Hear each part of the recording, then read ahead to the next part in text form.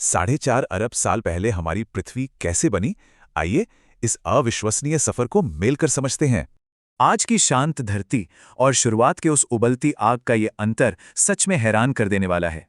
Timeline देखें तो इस पूरी महाकथा की शुरुआत अंतरिक्ष में तैरते एक बेहद विशाल और शांत बादल से हुई थी। धरती की हर एक चीज की शुरुआत दरअसल इसी धूल भरे बादल से हुई थी। है ना कमाल की बात? पास ही हुए एक सुपरनोवा विस्फोट की उस एक चिंगारी ने ही अंततः हमारे चमकते सूर्य को जन्म दिया। उस वक्त 100 से भी ज्यादा छोटे ग्रह भयानक गति से आपस में बुरी तरह टकरा रहे थे। बिल्कुल तबाही।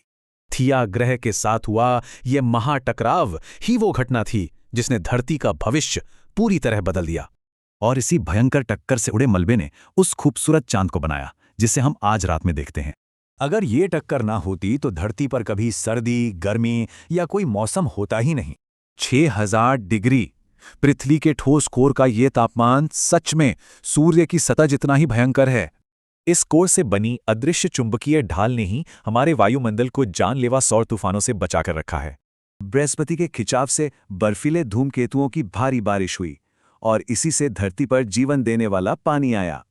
अब देखते हैं कि कैसे इन सूक्ष्म जीवों ने हमारे वायुमंडल में एक ऐतिहासिक क्रांति ला दी। सोचिए, इन सूक्ष्म जीवों द्वारा छोड़े गए अपशिष्ट ने ही इस जहरीली हवा को सांस लेने लायक बनाया था। पेटों के खिसकने से कार्बन डाइऑक्साइड बढ़ी और भयंकर एसिड रेन ने पूरी धरती को बर्फ में जमा दिया। लेकिन शुक्र है ज्वालामुखियों का, उनकी उबलती गर्मी ने ही पृथ्वी को हमेशा के लिए जमने से बचाया। जैसे ही बर्फ पिघली, सारे भूभाग एक साथ जुड़कर पैंजिया नाम का एक बेहद विशाल सुपर कॉन्टिनेंट बन गए। और फिर डायनासोर जैसे विशाल जीव करोड़ों सालों तक इस पैंजिया के इकलौते और अजेय शासक बने रहे। लेकिन आगे चलकर सब बदल गया और करोड़ों सालों का ये विशाल साम्राज्य अचानक मिट्टी में मिल गया। 80,000 किलोमीटर प्रति घंटा एक विशाल उल्कापिंड इस रोंगटे खड़े कर देने वाली रफ्तार से धरती से आ टकराया। इस अकल्पनीय और खौफनाक तबाही ने देखते ही देखते विशालकाय डायनासोरों को धरती से हमेशा के लिए मिटा दिया। इस भयानक अंधेरे और ठंड ने बिलों में छिपने वाले छोटे स्तनधारियों को जिंदा रहने का एक नया मौका दिया। फिर धीरे धीरे जलवायु सूखी और इसी बदलाव ने हमारे प्राचीन पूर्वजों को पेड़ों से उतरकर 2 पैरों पर चलना सिखाया। धरती का ये सफर हमेशा जारी रहेगा।